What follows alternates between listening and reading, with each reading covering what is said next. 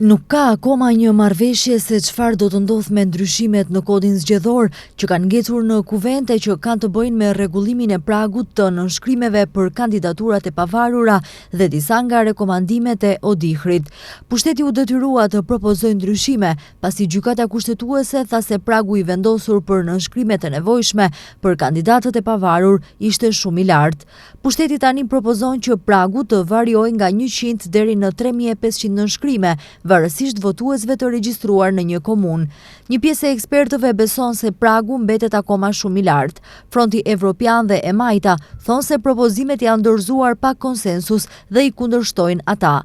Mosmarrveshjet lënë një boshllëk ligjor i cili mund të ketë pasoja serioze në procesin zgjedhor dhe kandidaturat e pavarura. Kreu i kuventit Efrim Gashi tha se sot e ka hapur temën në koordinimin me grupet parlamentare dhe do të kërkojë të diskutohet përsëri. Sa i përket kodit zgjedhor, siç e dini, ai është në një nga seancat plenare, nuk arritëm ta votojmë për shkak se duhet një dakordim edhe një badenter i vogël që të votohet për atë ligj.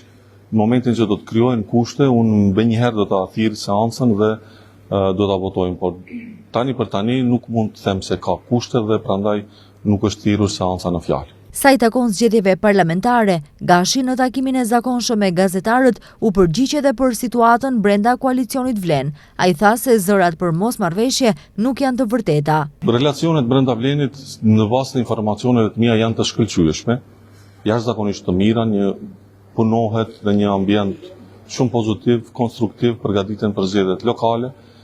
Krejt këto që i thatë janë pjesë e shpifjeve, spineve, politikës ditore në cilën nuk dua të përfshihem. Por ju them me përgjegjësi se në Vlen atmosfera është shumë e mirë, është konstruktive, ka unitet brenda dhe po përgatitemi për zgjedhje lokale. Zgjedhjet lokale pritet të shpallen në fund të korrikut ose në fillim të gushtit. Ata pritet të mbahen në tetor.